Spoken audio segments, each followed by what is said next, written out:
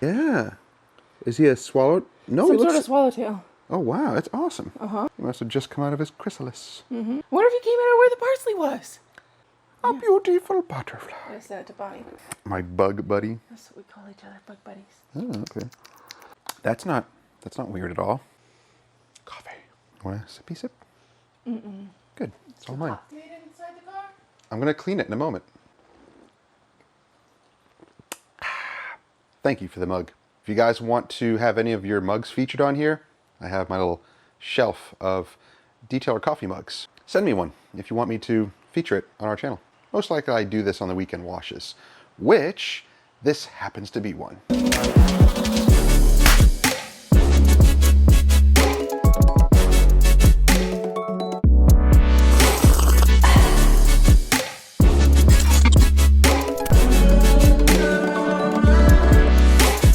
So in today's episode, we're going to wash our Lexus and clean up the inside. We just came back from a trip and it sat for a week outside, but before that, it had been a couple of weeks since we did anything on the inside, and it's a big mess because we eat in there and I spilled something on the mat. It's gross. So we need to clean it. But along with that, we're going to test the 2 spray coatings that we put on the hood, and I think I may have messed up an application of one. We'll see. But let's grab our shampoo. We're using AM Details hybrid shampoo today. Mixed it up in our foam cannon. Yes, I'll be back, coffee. Let's take a look at the Lexus. So as we look at the exterior of the vehicle, not too bad. The interior is actually worse than the exterior. I had to take the mat out because I spilled something on it, because we ate in here. Something with Thai food. Yeah, so gross. At least the mat caught it. Got a little tiny bit here. When I pulled it out, I made a mess and it got a little bit on the carpet. Yeah, oopsie. Interior here also needs some help. So we'll clean that up. Now the back, we use to tote our e-bikes when we go on little biking trips. So I'm not gonna worry about that. That is kind of a mess anyway. I will deal with that later. Let's deal with the front area first. And let's see how our protection is doing on the hood. And we'll go from there.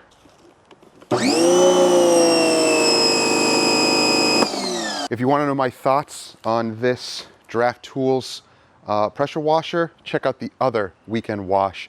I'll put it up in the card. So far, it actually works well. It's been through a couple of rainstorms too. I actually didn't bring it in. So we'll see how long it lasts out here in the elements. Of course, if it's cold where you are, it shouldn't be outdoors. It needs to be brought in with cold weather and freezing.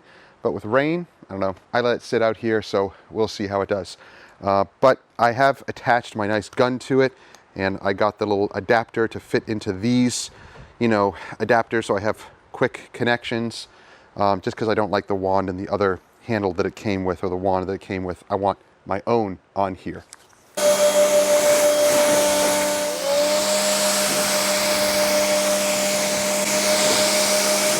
Not bad at all. Look at the hydrophobics on this.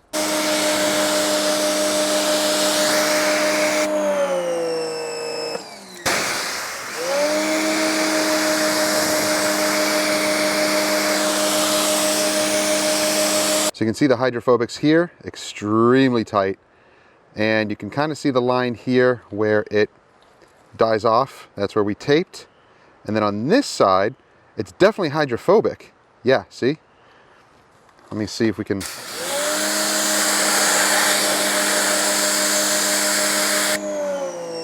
Oh yeah, that is nice. Just having a hard time focusing on it.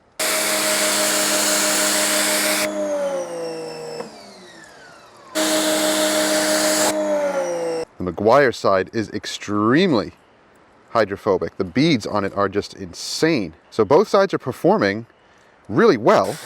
I think the Meguiar's is a little bit more hydrophobic. Tighter beads than this side.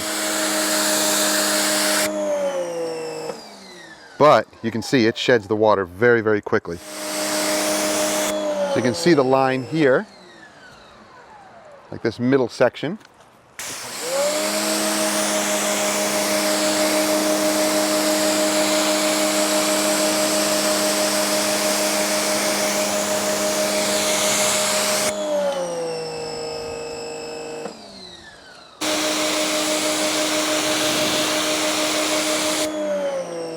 So I say both are very hydrophobic. I think the Meguiar's is slightly more hydrophobic, but you know, does that really make that much of a difference? No, it doesn't. One might have a little bit more hydrophobics than the other, but both are performing as they should.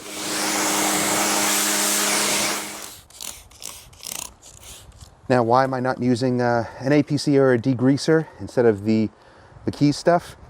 Just personal choice. I have it, so I'll use it. If I, when I run out of it, I'll probably just switch back to APC, but since I have it, I use it. It does work. It just depends on what type of product you want to use. This is more of a quote-unquote environmentally friendly, type of cleaner, instead of using an APC or a degreaser that can be slightly, caustic or really, really strong, depending on how you dilute it. But really, it doesn't matter to me. Use this, use an APC, scrub it, rinse it, let it dry, and you can dress it if you want to with Stoner's Trim Shine. Just wipe it down really, really well so that there's no slipperiness. All right, just foamed it down. Sorry, didn't get that on camera. But just foamed it down with the AM Details Hybrid Shampoo. Now, here's the interesting idea that John from Forensics was talking about. I think a lot of other detailers probably do the same thing, and they were talking about it. Interesting subject about pre-washing. Now, you see in our usual videos, we pre-rinse all the junk off, and then we do an APC rinse. Basically apply the APC now using the IK foamer, because that's our preferred method. We really like that. And let it dwell, then rinse it off, then foam it, then contact wash it. That's just our method. We don't have to do the whole 2-bucket routine. We don't do that. We don't even have multiple mitts. We've learned that the pre-wash stage is very important to knock off the majority of the damaged material on the paint. And then contact washing with the foam on here adds lubrication, adds cushion.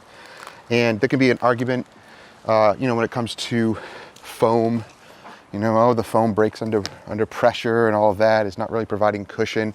It still is. It still is.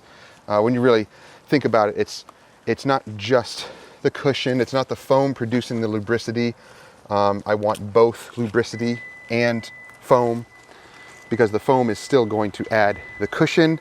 It's going to add suspension, so dirt suspending in there, carrying stuff away from the paint. There's all sorts of reasons why that I do that, but it works. There is fact to it that works, where some think that just foam really doesn't do anything, and that's a fact. No, not necessarily. Maybe it's fact in your world, but not in mine, because I've seen it work. I can see it, I can feel it. I've washed vehicles that have been polished properly by us, come back for our wash, and they look beautiful. They look great. Don't buy into that type of rule making. Don't say, oh, it's fact.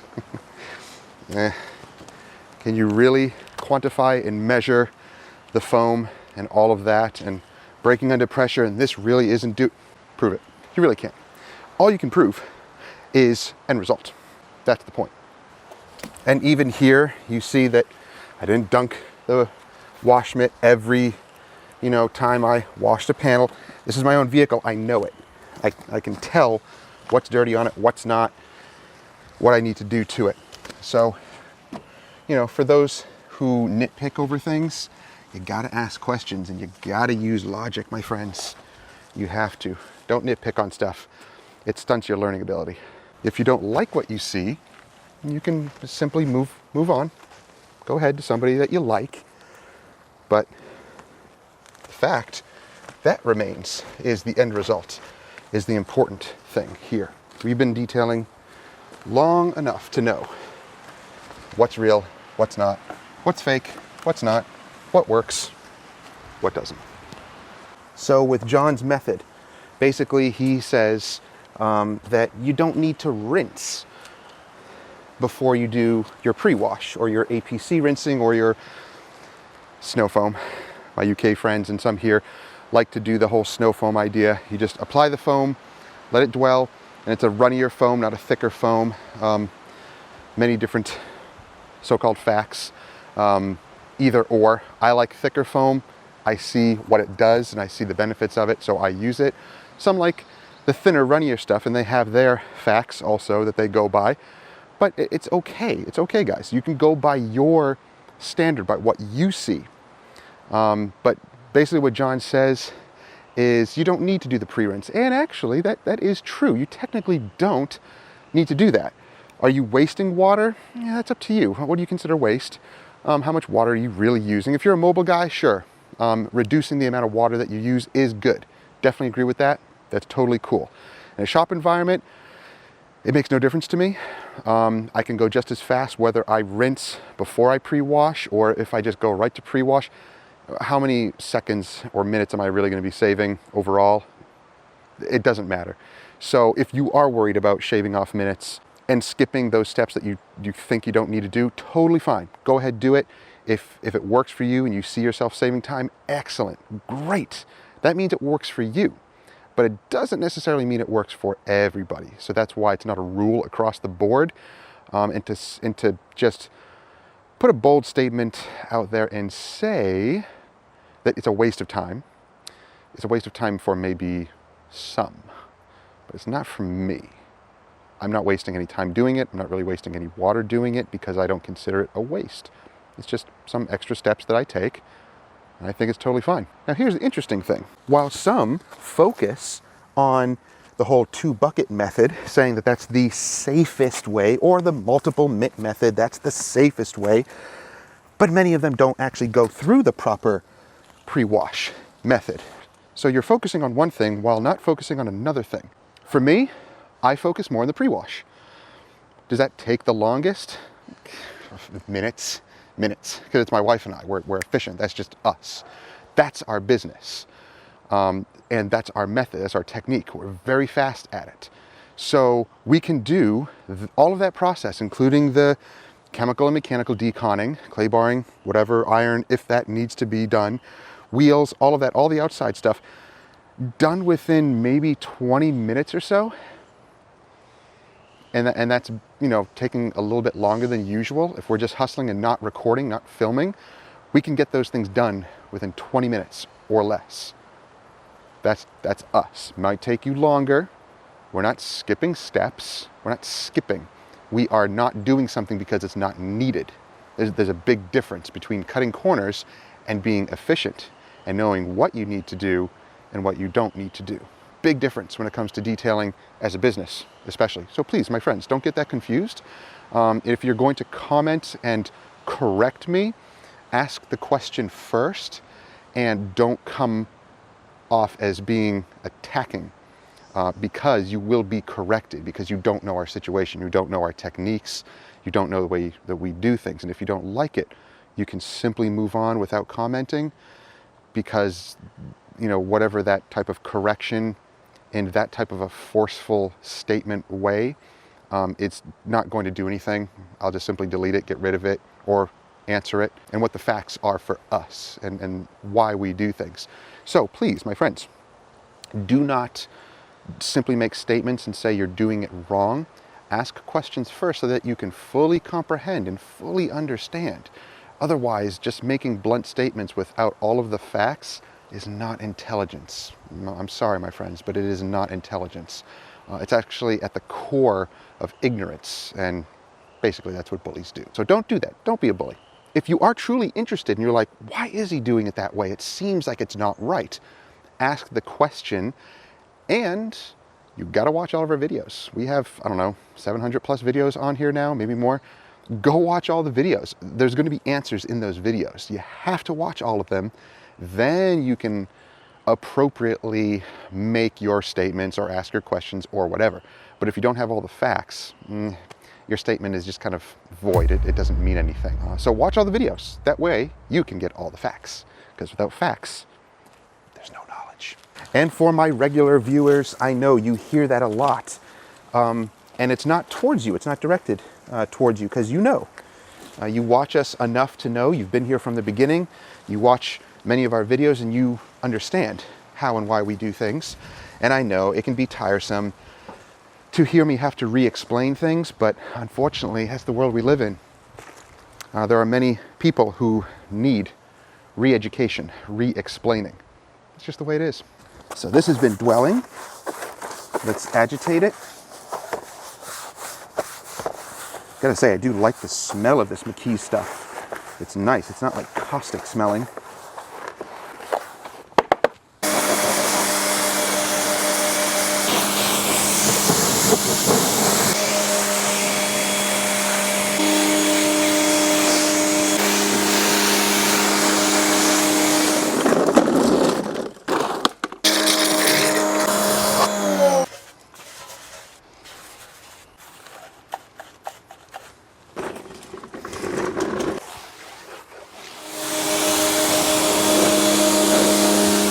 So you can clearly see beads, goes kind of flat here in the middle, and then more beads. So I think I may have messed up the application here. I'm not sure because I've seen other detailers use it and it's supposed to be very hydrophobic like this. So I may have messed the application up. We'll see. I'll give it another couple of weeks. And if it's not performing the way that I thought it was going to, I think it may have just been user error. May have just been me, but I prepped it and did everything correctly. It could have been me, and I have a theory. So here's my theory. You see the straw in here? Now I shook everything, of course, like you're supposed to, but sometimes there may be more just transfer fluid in the straw, and it needs a couple of pumps before you can get the full mixture of the solution. That might happen a lot with other detailers, I'm thinking, where they start to use the product and they're using whatever's in the straw. A couple of pumps, they put the product on, it doesn't last, something goes wrong. It could be, I might be wrong, but it could be that they're just using a mixture that's already in the straw that's not shaken. Because if you shake this up, it's not really going to shake what's in the straw because it's being held by suction when you're pumping it. There's a force there and it stays put. It's when you pump it that it starts to take the solution up. So I think I will maybe do this next time. I'll redo it maybe in a couple of weeks. At least maybe just that section, because the McGuire stuff is performing great, but it's in an aerosol can, completely different type of delivery system. That's where I think I may have made the mistake. And I think it's actually happened before with other products that I've used, that I've used them before and then I used it again, but I didn't get all of the solution out of the straw that may have been sitting there for a while, and it didn't quite get the results that I want. Just a theory, but it kind of makes sense. Tell me what you think. The solution to that is spray this into a junk towel or into the trash, probably into a junk towel. Just spray into a junk towel many, many times, maybe like up to 20 pumps. Maybe that's more than needed, maybe 10, to get what's in the straw out so that you're properly getting the mixture in here. Just a theory, but I think that's what may have happened. So check that on any of the other products that you have if you haven't used them in a while, because this sat for maybe like 3 weeks before I used it. So I think that may have been the problem. Whatever is in the straw, I just did like 2 or 3 pumps and used that. Could have been the problem. I don't know. I mean, it's performing okay, but I was thinking it would be a little bit more. So I think that's on me. Okay, we'll see. But check your bottles before you use them if you haven't used them in a while. Pump everything out of the straw. That way you know you're getting the solution that's here that's properly mixed. Let me know if you've run into those types of problems or if that makes sense. But I'm not going to put any toppers on here. I'm just going to dry it and that's it. In fact, I could probably just blow dry this.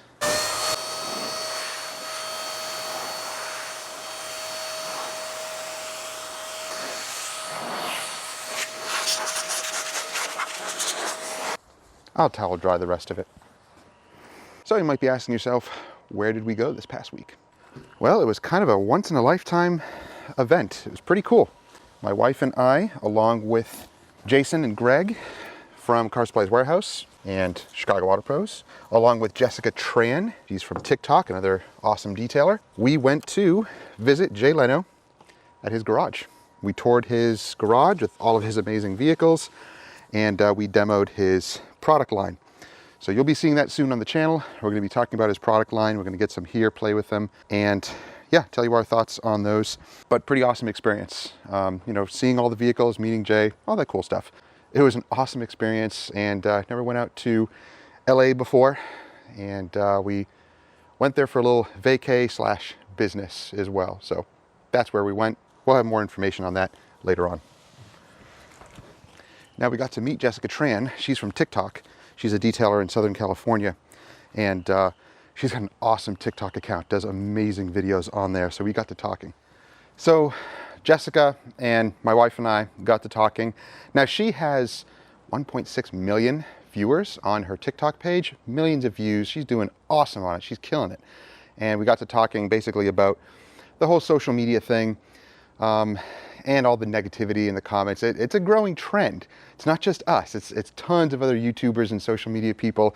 It kind of gives an outlet for those types of negative people to talk and kind of let loose, basically, and abuse others. And that's really all it is. And I know that. I know that it's just haters, it's just bullies, and we should ignore it. The only downside to ignoring it is it will grow. And yes, I can block it, I can report it. That's great. But you know, we're all still human. And even though some people say, don't take it personally, that's my opinion, they don't know how to express opinions, basically. And I actually researched it. And if you're curious, go look up how to properly express an opinion, the actual proper wording and how to do it, because there's a certain way to do it. You can't hide behind the statement, that's my opinion, when you are bullying. If that's true, you know, schoolyard bullies would just beat some little kid up and say, well, that's my opinion.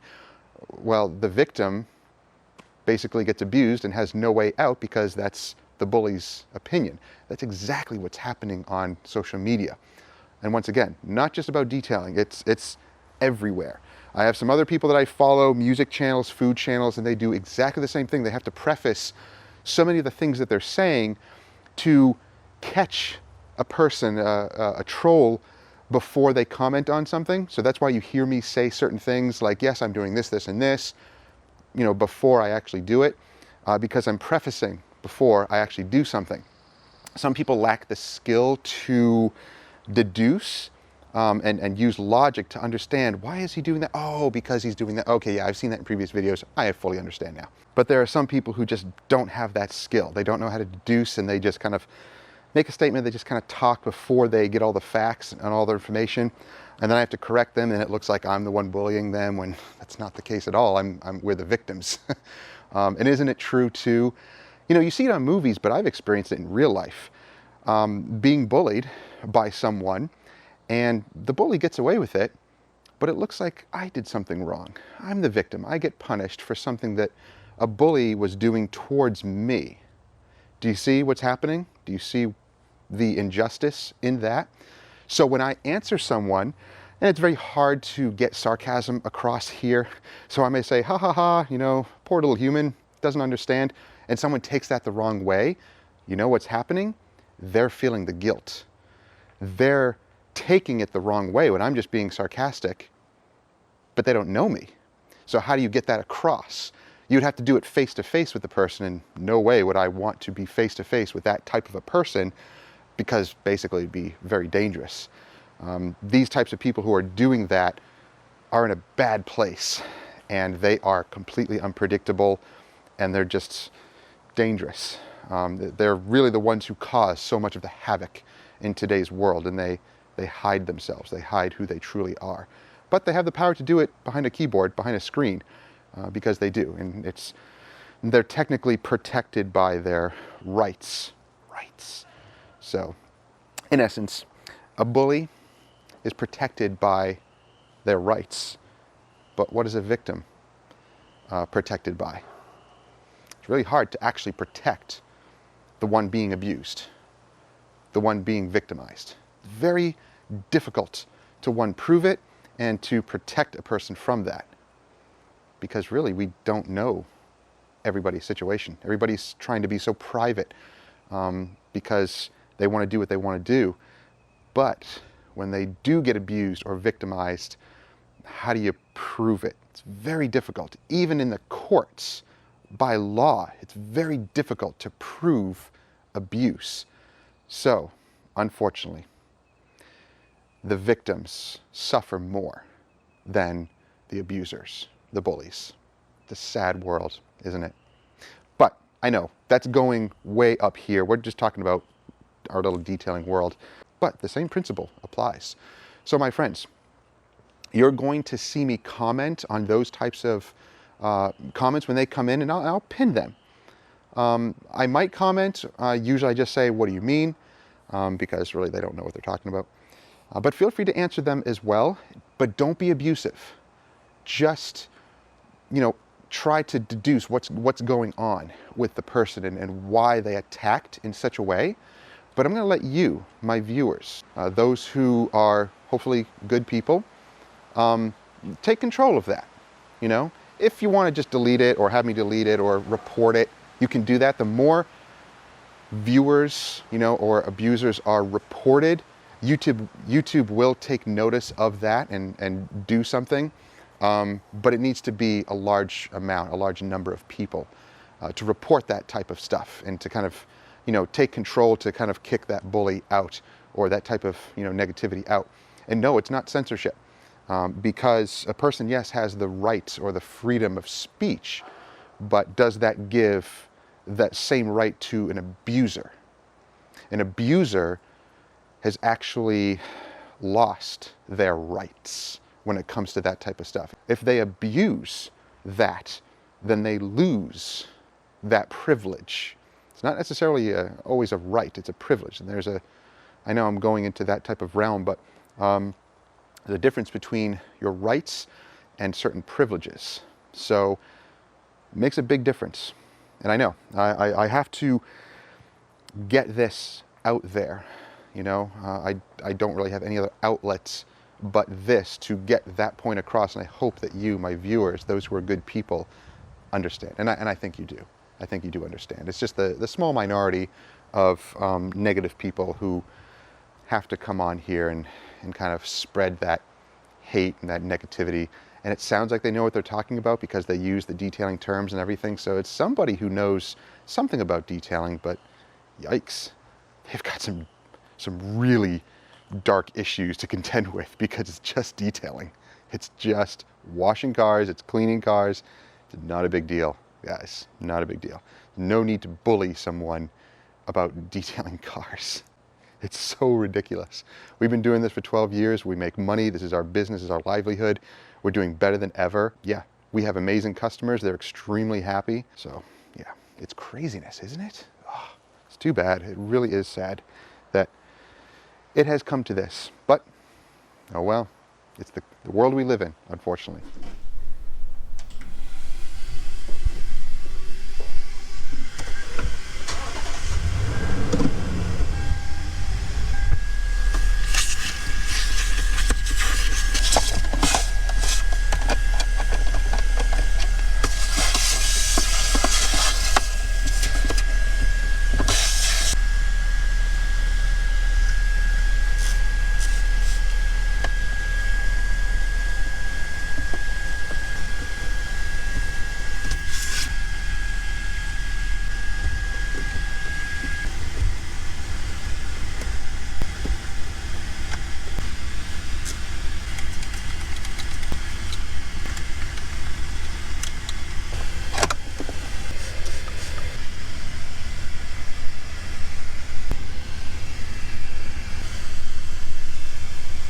Yes, it's completely fine for screens like that. You can use glass cleaner or just water and soft towels, totally fine.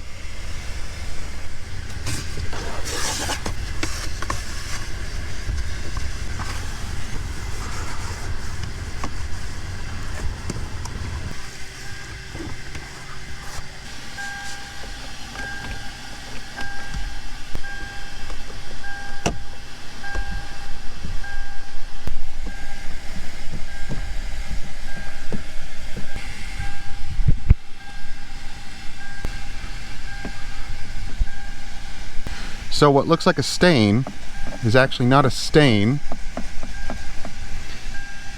it's damage. Yeah, too bad.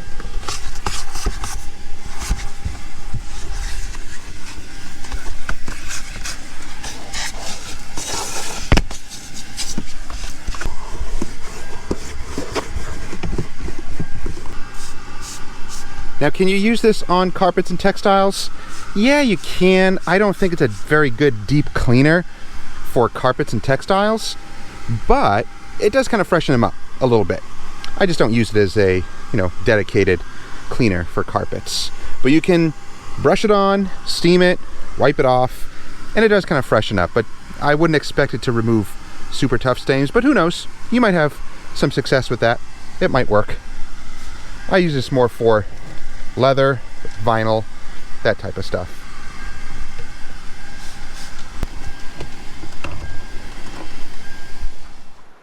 Ah, fresh and clean again. This is just an express detail, nothing crazy, nothing fancy. Just to clean up our mess from the week. So now it's ready for the coming week, which this week we're going to be doing training. So you'll be watching this, I believe, on Wednesday, March 22nd. And the next day I'll be leaving to Pennsylvania to go to the detailing workshop and do some training. Oh, I'm going to put those in once they fully dry. Yeah, I could blow dry them, but I just let them sit out here and they'll fully dry. Wipe them down, pop them back in, and they'll be good to go. I'm going to adjust the tires with some Sunday's Best.